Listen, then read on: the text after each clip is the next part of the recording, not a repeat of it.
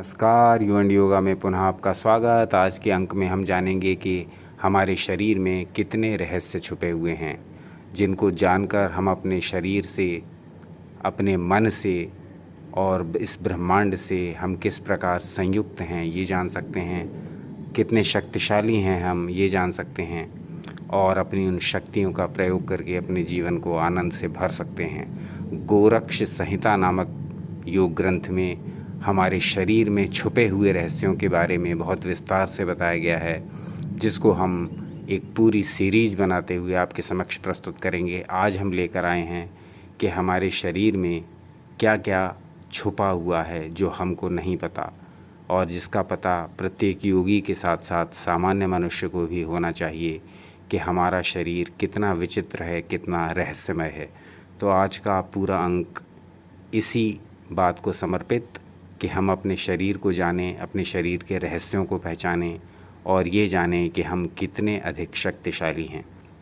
तो देखते हैं गोरक्ष संहिता के श्लोक संख्या 12 को, जो आपकी स्क्रीन पर भी प्रदर्शित हो रहा है। इसमें कहा गया गोरखनाथ जी द्वारा, षट्चक्रम षोडशाधारम द्विलक्षम व्योम पंचकम स्वदेहे ये न जानन्ति कथम सिद्धयन्ति योगिनः। अब इसका अर्थ समझने का प्रयास करते हैं। इसका अर्थ है षट्चक्रम षोडशाधारम। हमारे शरीर के भीतर 6 चक्र हैं और षोडशाधारम 16 आधार हैं। 6 चक्र हैं, 16 आधार हैं। द्विलक्षम व्योम पंचकम, 2 लक्ष्य हैं और 5 प्रकार के आकाश हैं। स्वदेहे ये न जानन्ति, जो व्यक्ति ये नहीं जानता, स्वदेहे अपनी देह में स्थित इन समस्त अवयवों को नहीं जानता, कथम सिद्धयन्ति योगिनः, उस योगी को किस प्रकार से सिद्धि प्राप्त होगी, उस व्यक्ति को किस प्रकार से मोक्ष प्राप्त होगा, वो व्यक्ति किस प्रकार से अपने चरम परम लक्ष्य की प्राप्ति करेगा। तो अपने शरीर के ही रहस्य यदि हम नहीं जानते तो पूरे ब्रह्मांड के रहस्यों को हम कैसे जानेंगे। यदि शरीर के रहस्यों को जान लिया तो समझिए कि पूरे ब्रह्मांड के रहस्यों को हमने जान लिया, पूरे यूनिवर्स को हमने जान लिया, यदि हमने ये जान लिया कि हमारे शरीर के भीतर क्या क्या है। क्योंकि ये पहले ही कहा जा चुका है, यद पिंडे तद ब्रह्मांडे, जो भी कुछ इस पिंड यानी शरीर में स्थित है वो समस्त पदार्थ ब्रह्मांड में भी स्थित हैं। यानी ब्रह्मांड जिन परमाणुओं से बना हुआ है उन्हीं परमाणुओं से हमारा शरीर भी बना हुआ है। तो यदि हमने थोड़ा सा भी अंदर की ओर झांक करके अपने शरीर को पहचान लिया, अपने अस्तित्व को पहचान लिया, तब हमने पूरी सृष्टि को जान लिया। हमको एक चावल का ज्ञान हो गया, पूरी हांडी के चावलों का ज्ञान हो गया। तो इस श्लोक, जो कि एक बहुत महत्वपूर्ण श्लोक गोरक्ष संहिता का एक्सप्लेन करने का प्रयास करते हैं। देखते हैं वो 6 चक्र कौन से हैं जिनका वर्णन किया गया। षट्चक्रम, 6 चक्र हैं। नंबर 1 मूलाधार, फिर स्वाधिष्ठान, नंबर 3 मणिपुर, अनाहत, विशुद्धि चक्र, आज्ञा चक्र। इस प्रकार से यह 6 चक्र माने गए हैं। तो षट चक्रों में ये 6 चक्र आ जाते हैं, मूलाधार, स्वाधिष्ठान, मणिपुर, अनाहत, विशुद्धि और आज्ञा। अब आधार पर आते हैं, जिनको कहा गया षोडशाधारम। 16 आधार हैं हमारे शरीर के अंदर, और वो कौन से हैं। प्रारंभ करते हैं। नंबर 1 पादांगुष्ठ, यानी पैर का अंगूठा। मूलाधार, दूसरा आधार है मूलाधार, जो कि हमारी सबसे निम्न भाग में स्थित है, स्पाइन के, जहाँ से मूलाधार की चक्र की शक्ति यानी कुंडलिनी शक्ति जहाँ सोई पड़ी रहती है। आगे चलते हैं। तीसरा आधार है गुह्य आधार, छुपा हुआ आधार। चौथा है वज्र गर्भ नाड़ी। पांचवा है उड्डीयान बंधाधार। छठा है नाभिमंडल आधार। सातवां है हृदय आधार। आठवां है कंठ आधार। हृदय आधार और कंठ आधार तो नाम से ही स्पष्ट हैं, ये गले में और हृदय में स्थित हैं। 8 आधार ये हो गए। 9वां आधार है कंठ मूलाधार। ये कंठ मूल में स्थित होता है, गले के जहाँ से गले का प्रारंभ होता है वहाँ स्थित होता है ये कंठ मूलाधार। इसके पश्चात आता है नंबर 10 जिह्वा मूलाधार, जहाँ से जिह्वा प्रारंभ होती है, जहाँ से जीभ प्रारंभ होती है, टंग प्रारंभ होती है, वहाँ से यह प्रारंभ होता है। इसके अतिरिक्त है 11वां जिह्वा अधोभागाधार। जिह्वा के नीचे का भाग, जीभ के नीचे का भाग ये आधार है। फिर है 12वां ऊर्ध्व दंत मूलाधार, दांत के ऊपर वाला भाग, वहाँ यहाँ ये आधार स्थित होता है। 13वां है नासिकाग्राधार, नासिका के अग्रभाग में, यानी हमारी जो जहाँ पर हम ध्यान लगाते हैं नासिका के सबसे अगले हिस्से पर ये स्थित होता है। 14वां है नासिका मूलाधार, जहाँ से हमारी नासिका प्रारंभ होती है, जहाँ से हमारी नाक प्रारंभ होती है वहाँ से ये आधार स्थित होता है, तब इसको कहते हैं नासिका मूलाधार। 14 आधार ये हो गए, 16 आधार बताए गए हैं। 15वां आधार है भ्रू मध्याधार। भ्रू मध्याधार हमारी दोनों भौहों के मध्य में स्थित होता है, जो आज्ञा चक्र का स्थान है। और 15वां आधार है नेत्राधार। तो नेत्रों का आधार यह अंतिम आधार है, 16वां आधार है, जहाँ पर हमारी दोनों आँखें स्थित हैं, जहाँ से हमें बाहर की दुनिया को देखने की दृष्टि मिलती है, ये 16वां आधार है। तो अब तक हमारे हुए 6 चक्र, अब तक हमने जाना 6 चक्र और 16 आधार कौन कौन से हैं। अब हमसे कहा गया द्विलक्षम, यानी 2 लक्ष्य। अब देखते हैं ये 2 लक्ष्य कौन कौन से हैं। तो ये 2 लक्ष्य हैं बाह्य और आंतरिक। बाह्य लक्ष्य बाहर की ओर स्थित है, जो दृष्टि द्वारा और कानों द्वारा हमारे शरीर को पता लगता है। जो भी विषय हैं बाहर के, वो हमें हमारे नेत्रों द्वारा और हमारे कानों द्वारा हमको ज्ञात होते हैं। आगे चलते हैं। बाह्य लक्ष्य में आता है नासिका और भौहों का मध्य भाग, यानी हम जो 2 लक्ष्य निर्धारित करते हैं अब बाहर देखने के लिए, उसमें से बाह्य लक्ष्य जो है वो हमें यदि अपनी नासिका के अग्रभाग पर ध्यान लगाएं तब हम बाहरी लक्ष्य को प्राप्त कर सकते हैं, जान सकते हैं, या अपनी भ्रू मध्य पर ध्यान लगाएं तब ये लक्ष्य हो गया बाहरी लक्ष्य, यानी कि हमने अपने लक्ष्य को बाहर केंद्रित कर दिया, बाहर की ओर। तो चाहे हम अपनी भौहों के मध्य में ध्यान लगाएं अथवा हम अपनी नासिका के अग्रभाग पर ध्यान लगाएं, ये हमारे लक्ष्य कैसे हैं, बाहरी। अब आंतरिक लक्ष्य पर आते हैं।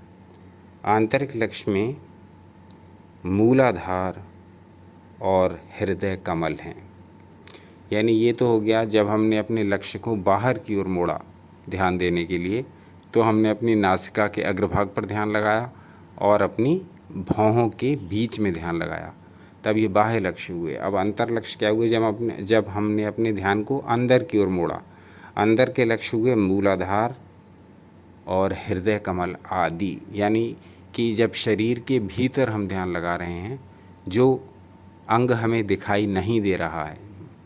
बाह्य लक्ष्य में तो हमको नासिका का अग्रभाग दिख रहा था, भौहों के बीच का भाग दिख रहा था, तो ये बाह्य लक्ष्य थे। लेकिन हमको मूलाधार नहीं दिख रहा है, हमको अपना हृदय चक्र नहीं दिख रहा है, तब ये आंतरिक लक्ष्य है, यानी हमने ध्यान तो लगाया है पर हमारा लक्ष्य आंतरिक है। वो लक्ष्य बाहरी थे। तो ये लक्ष्य दो प्रकार के हुए। अब तक हमने समझा 6 चक्र हमारे शरीर में कौन कौन से होते हैं, 16 आधार कौन कौन से होते हैं और 2 लक्ष्य कौन कौन से होते हैं। अब बचा व्योम पंचकम, 5 प्रकार के आकाश। तो कुल मिलाकर ये 19 अवयव हुए जो प्रत्येक व्यक्ति को जानना आवश्यक है, प्रत्येक योग के साधक को जानना आवश्यक है, प्रत्येक अध्यात्म के जिज्ञासु को जानना आवश्यक है।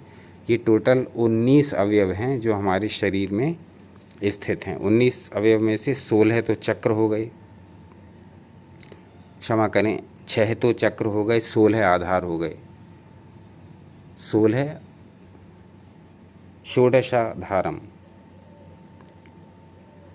16 आधार हो गए, 6 चक्र हो गए, 17, 18, 19, 20, 21, 22, 2 लक्ष्य हो गए और 5 आकाश हो गए। तो अब तक हमने जाना कुल मिलाकर ये 29 अवयव हो गए।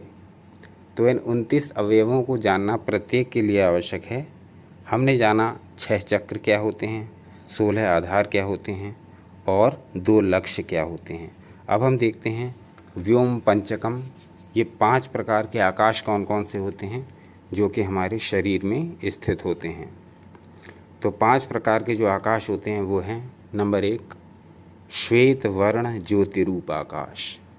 ये सफ़ेद रंग का होता है, वाइट कलर का, और ये ज्योति रूप में स्थित होता है, यानी कि इसकी जो छवि है वो एक प्रकाशमान ज्योति की तरह है, एक लौ की तरह है। दूसरा है रक्त वर्ण ज्योति रूप आकाश, यानी ये जैसे ये पहले नंबर का आकाश जो था वो श्वेत वर्ण था, सफ़ेद रंग का ज्योति रूप आकाश। दूसरा है रक्त वर्ण ज्योति रूप आकाश, यानी कि इस ज्योति का रंग, ज्योति ये भी है पर इस ज्योति का रंग कैसा है, लाल। पहली ज्योति का रंग सफ़ेद और दूसरी का रंग लाल। तीसरे प्रकार का आकाश है धूम्र वर्ण ज्योति रूप महाकाश। ये आकाश भी ज्योति रूप होता है परंतु इसका रंग कैसा होता है, धूम्र वर्ण, जैसे धुआं होता है, जैसे धुएं का रंग होता है उस प्रकार से इस आकाश का रंग होता है। चौथे प्रकार का आकाश है नील वर्ण ज्योति रूप तत्वाकाश। ये भी ज्योति रूप होता है परंतु इसका रंग नीला होता है, इसको तत्व आकाश कहते हैं। पांचवा आता है विद्युत वर्ण ज्योति रूप सूर्य आकाश। यह विद्युत जैसे रंग का होता है, जिस प्रकार से बिजली चमकती है तो उस बिजली की चमक का जो रंग हमें दिखाई देता है उस प्रकार का रंग इस आकाश का होता है। यह भी ज्योति रूप होता है परंतु इसका कलर जो होता है वह बिजली जैसा होता है, विद्युत जैसा होता है।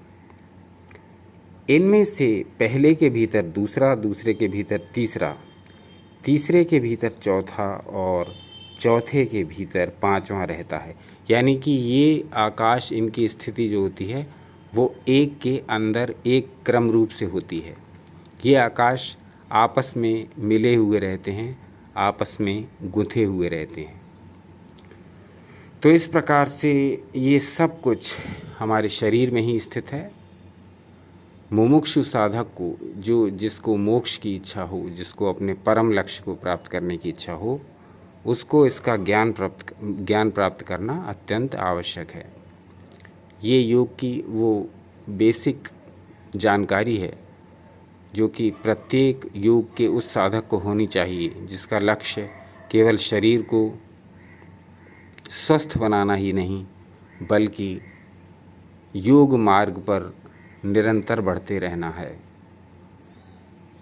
अष्टांग योग में से एक योग आसन और दूसरा प्राणायाम और तीसरा ध्यान का ही अभ्यास अधिकांश लोग करते हैं। जैसे भी करते हैं ये अच्छी बात है, वो एक अच्छे मार्ग पर बढ़ रहे हैं जो मार्ग उन्हें निश्चित ही आनंद की ओर ले जाएगा। लेकिन जो योग के गंभीर साधक हैं, जो योग के सिंसियर साधक हैं, जो योग की जो योग को अपने जीवन का लक्ष्य बना लेना चाहते हैं, उनके लिए ये सारी जानकारी बहुत ही आवश्यक भी है और महत्वपूर्ण भी है कि हमारे शरीर में क्या क्या स्थित है, इसका पूरा ज्ञान हमको अवश्य होना चाहिए। ये ज्ञान साधारण मनुष्य को भी होना चाहिए, जिससे कि वो अपनी शक्तियों से परिचित हो सके, ब्रह्मांड के रहस्यों से उसका क्या संबंध है ये जान सके, और अपने को दुर्बल, दीन, हीन